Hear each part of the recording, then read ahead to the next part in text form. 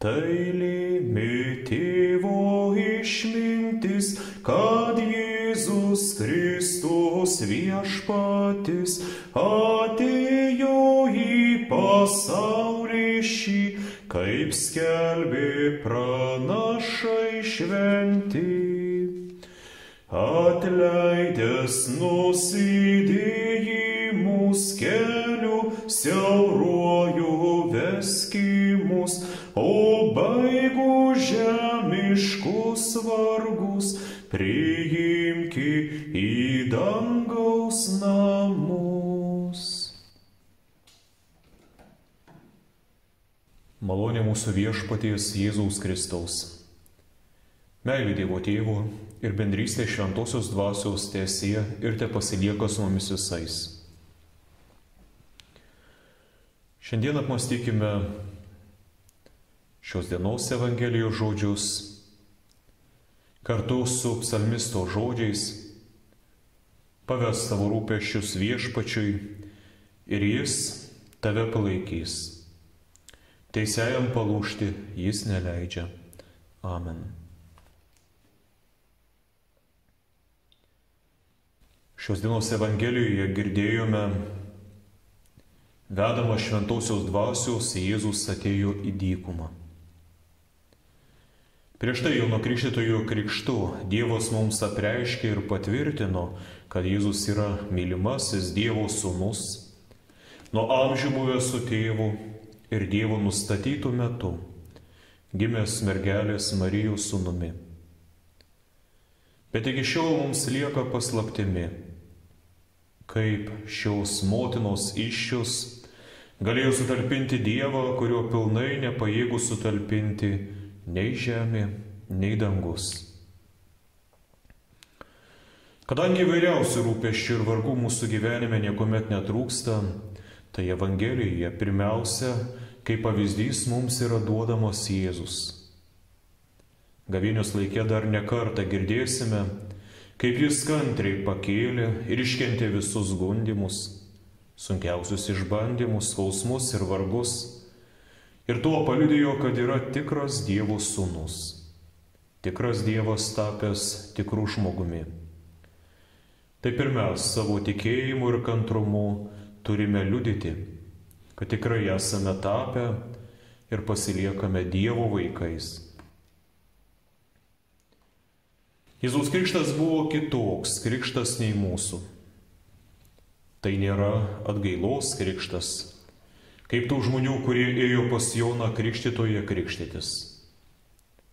Ir tai nėra krikštas nuodėmių atleidimai, kuriuo mes buvome pakrikštyti. O taip, savo krikštu Jėzus per vandenį prisiima mūsų nuodėmes savo, kad užneštų jas ant kryžiaus ir kad po jo atlikto sutaikymo krikšto vandenimis būtų nuplaunamos mūsų nuodėmes.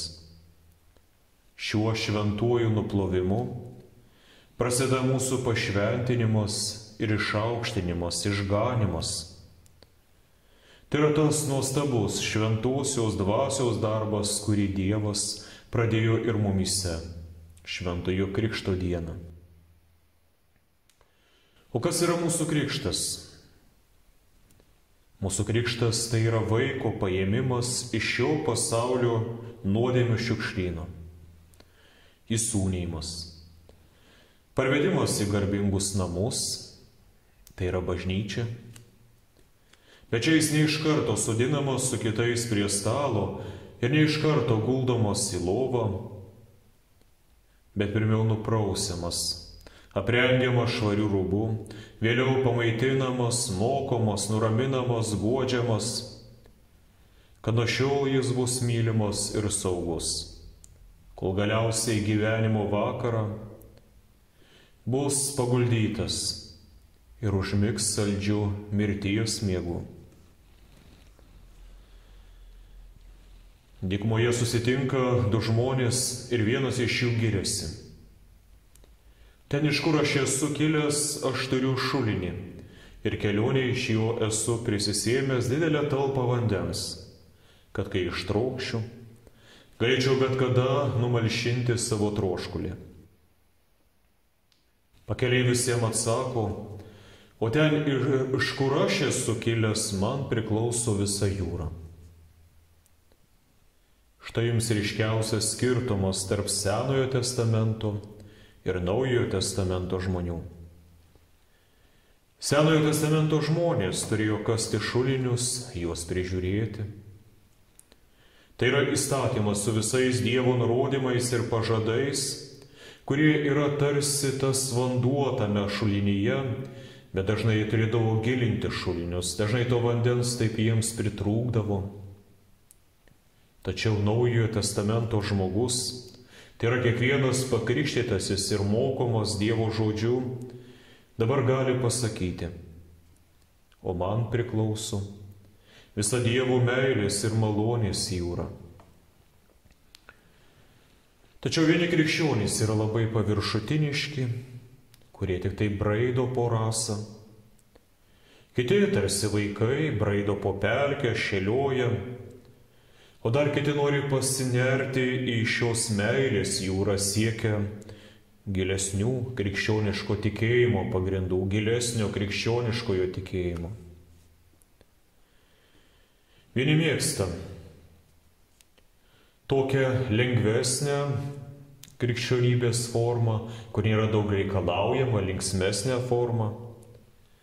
Kiti renkasi sudėtingesnę, gilesnę, amžiais išbandytą. Po tokio krikšto su mūsų nuodėmių našta Jėzus iškart šventosios dvasios vedamas į dykumą.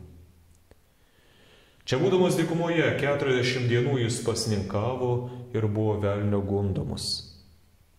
Kiekviena diena primena tuos sunkius ir maištingus metus, kuriuos izraelitai praleido dykumoje.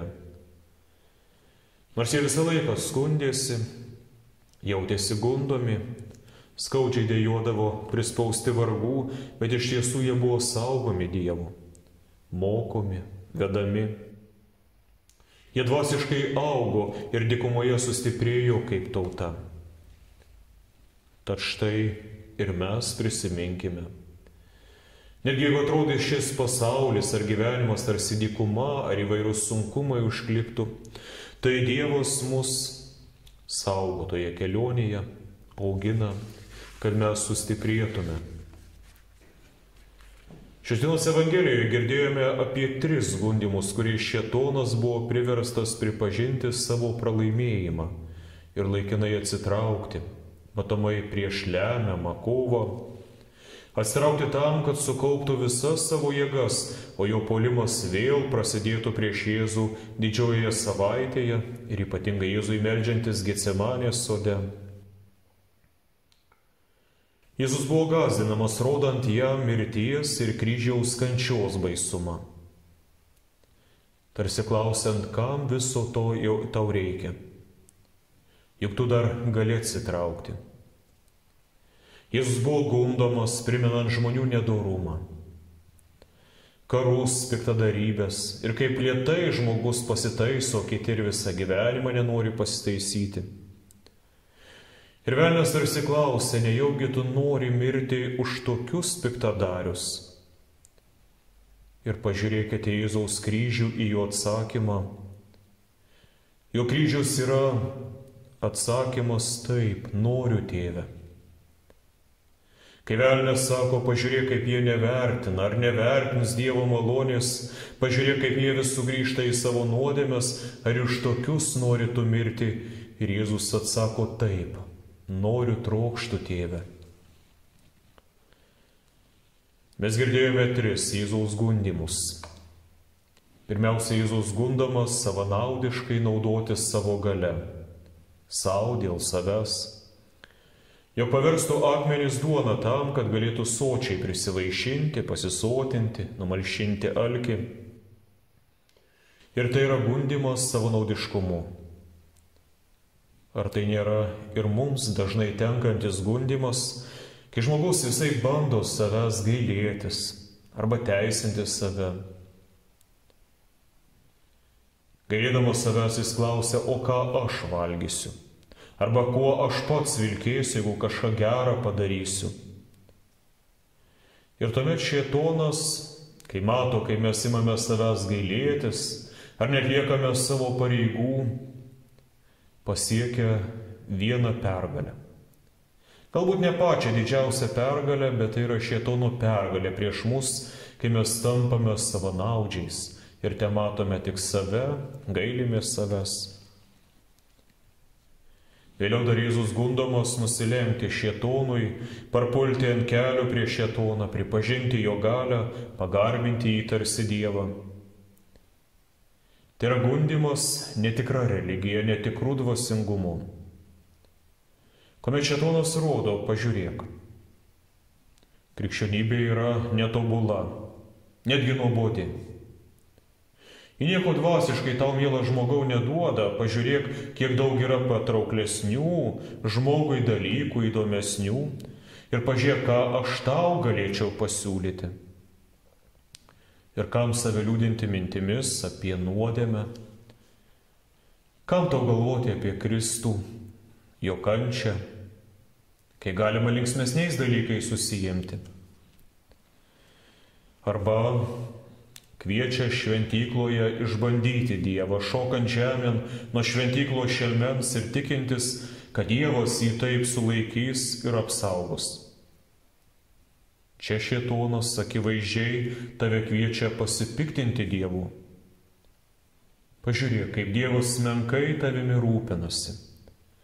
Pažiūrėk, koks Dievas abejingas visiems tavo vargams, dvasiniams pergyvenimams.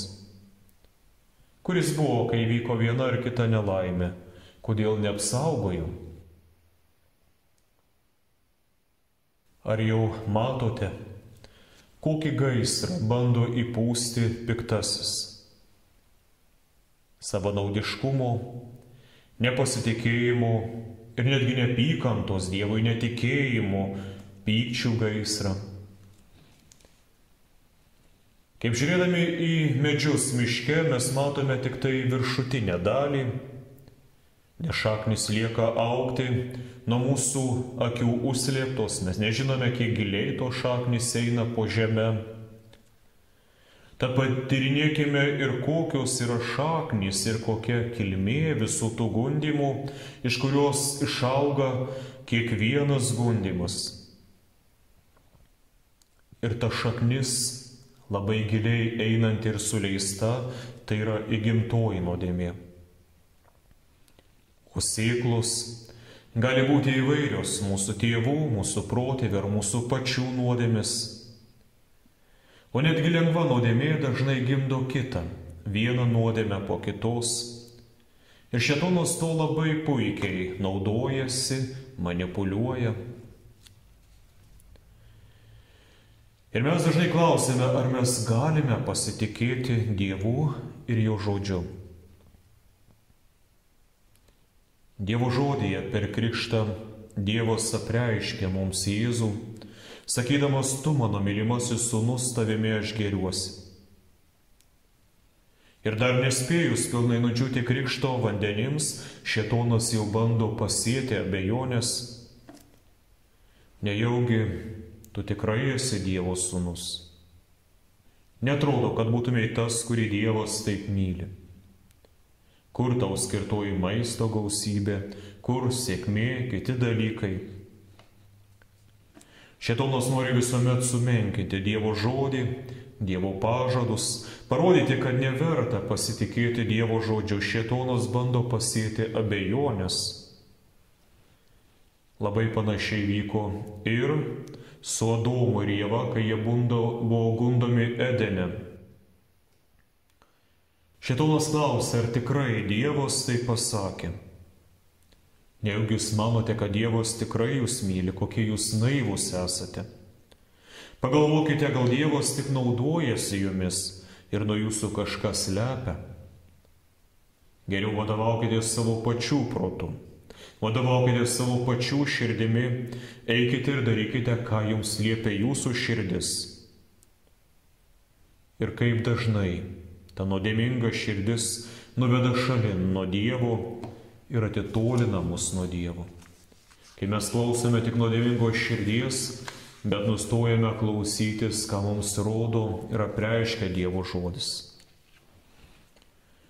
Ir šėtoną lengviausiai įveikia ne žmogus, bet Kristus ir Dievo žodis. Todėl taip turėtume atsakyti tamsos kunigaikščiui: aš žinau, kad tu esi melagis ir neketinu klausytis tavo melų. Iš kur aš tai žinau? Iš Dievo žodžio. Aš žinau, kad tu esi ir plėšikas. Aš žinau, kad tu trokšti mane apiplėšti, atimti iš manęs išganimą ir atitolinti mane nuo Kristaus. Aš neketinu tavęs klausytis. Ir iš kur tai žinau? Iš Dievo žodžio. Aš žinau, kad tu esi žudikas, nori ne tik pražudyti mano kūną, pakenkti mano kūnui, bet ir pražudyti mano sielą. Todėl aš laikysiuosi Kristaus, kuris yra mane pažadėjęs išganyti ir išgelbėti mano sielą nuo mirties, pragaro ir nuo piktojo klastų. Ir iš kur aš tai žinau? Iš Dievo žodžio. Todėl ir Jėzus, cituodamas šventąjį raštą, patvirtina šėtonui: tu esi melagis, kuomet tvirtini, kad tik tai duona ar skanaus maisto perteklius mane ar kitus žmonės padarys laimingu. Ir tai mes dabar labai gerai regime. Duonos tarsi turime daug, nemažai prabangos, turto, bet kiek mažai laimės, kiek džiaugsmo belikę žmonių gyvenimuose ir kai kurių žmonių širdise. Bet tu, piktasis priešė, esi neteisus ir tame, ragindamas atsisakyti kryžiaus, teigdamas, kad kryžius nei garbės, nei didybės nesuteiks, o vietoje to, ragindamas nusilenkti velniui ir pripažinti jo valią, jo galią. Ir tu esi melagis, kuomet tvirtini man, kad Dievas nemyli mane, kad Dievas manimi nesirūpina ir nesaugo, ir kad tuo įsitikinčiau dažnai vedi mane į neviltį, o per neviltį džiaugsmingai norėtume piršti tokius dalykus, kaip minti apie savižudybę, pražūtį, kad neverta gyventi, neverta kovoti. Dievo žodis sako, kad žmogus gyvas ne viena duona. Didžiausia laimė pažinti gyvąjį Dievą, jam tarnauti ir jį vieną garbinti. Jėzus, gundomas, nugali šėtoną vien Dievo žodžiu. Visiškai sutriuškina šėtono galybę vėliau savo kryžiumi. Dėl to velnias taip nekenčia kryžiaus, nes šio ženklų tarsi kardu jis buvo perdurtas, mirtinai sužeistas. O Dievo meilę Jėzui mes galime dar plačiau pamatyti, žvelgdami tuščią kapą ir regėdami prisikėlusį Jėzų, šlovingai užžengiantį į dangų, į Tėvo šlovę. Jeigu šėtonas bandytų tave gundyti, geriau net nebandyk pasitikėti vien savo jėgomis. Kuo skubiau rodyk jam į Kristaus kryžių. Štai kaip Viešpats atpirko mane savo krauju. Parodyk jam ir į krikštyklą, štai kaip Viešpats mane pašventino, nuplovė, pavadino Dievo vaiku, suteikė man visus savo pažadus. Ne dėl mano paties nuopelno ar kažkokių ypatingų darbų, bet vien iš savo malonės ir meilės man silpnam ir nuodėmingam žmogui. Vandeniu ir žodžiu, per šventąją dvasią jis ant manęs dar uždėjo nematomą ženklą, kad esu brangi Dievo nuosavybė.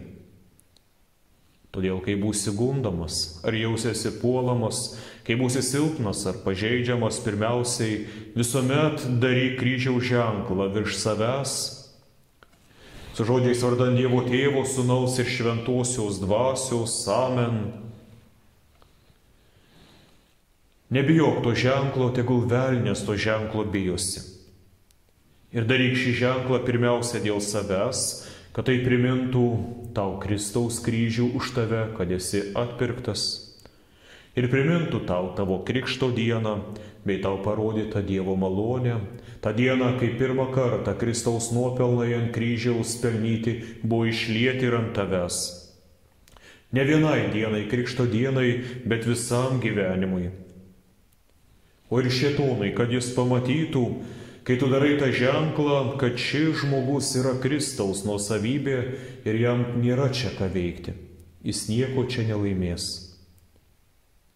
Ir būdamas prislėgtas, kai tavo siela ir širdis bus suspausta ar nerami, tuomet ateik prie altoriaus priimti brangųjį altoriaus sakramentą. Nes tai yra nuostabus dvasinis Kristaus medžio vaisius, kryžiaus vaisius, kuris duodamas su Kristaus pažadu. Aš jūs atgaivinsiu, aš jūs sustiprinsiu. Ragauk savo atpirkimo ir išganimo skonį. Kristus kalba, kad žmogų suteršia ne tai, kas ateina iš išorės, bet kas iš jo išeina, tai įvairūs pikti sumanimai. Jie gimsta širdyje, virsta mintimis, žodžiais ir darbais, tai labiausiai suteršia žmogų. Bet tave tarsi Elgeta per krikštą Kristus pridengė savo brangiausiųjų apsiaustų savo teisumu. Tai parodė tau savo meilę, gailestingumą ir palankumą. Ir tave jis moko savo žodžiu ir maitina savo sakramentu, kuris keičia mintis, pašventina tikinčiųjų širdis. Todėl tas laikas, kurį praleidžiame mąstydami apie Dievo žodį, giedodami, melsdamiesi, priimdami šventąjį sakramentą, nėra veltui. Tuo yra šventinamos mūsų širdis ir mintis, esame sustiprinami Kristuje.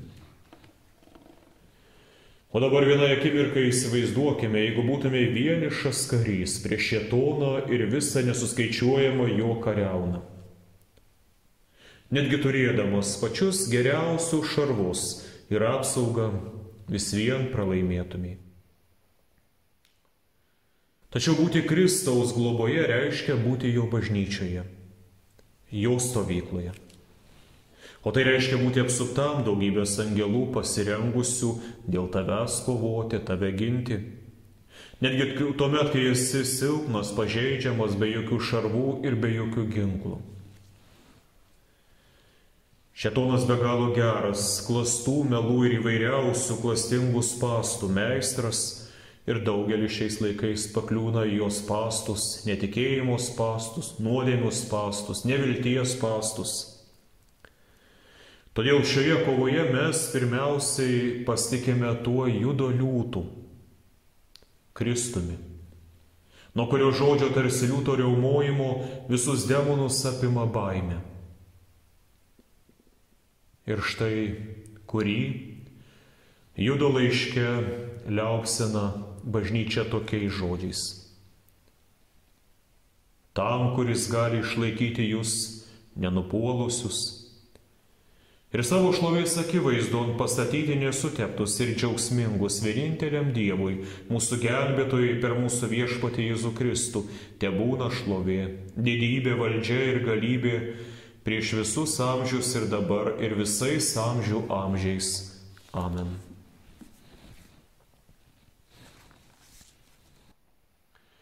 Jėzau, jau kentėjai mus, tavo apgalvosiu, šventink mano tam jausmus, jau gražiai giedosiu, leisk regėti man tave, kaip tada kentėjai, už mus nusidėjėlius, mirti kai turėjai. Jėzau, man suteik jėgų, gundymus įveikti, išvaduok nuo kalčių, nuodėmes atleiski, leisk mylėt karštai tave, nuoširdžiai dėkoti dvasiai danguje, tau linksmai giedoti. Ir malonė mūsų viešpaties Jėzaus Kristaus, meilė Dievo Tėvo, tesergsti mūsų širdis ir mintis Jėzuje Kristuje. Amen.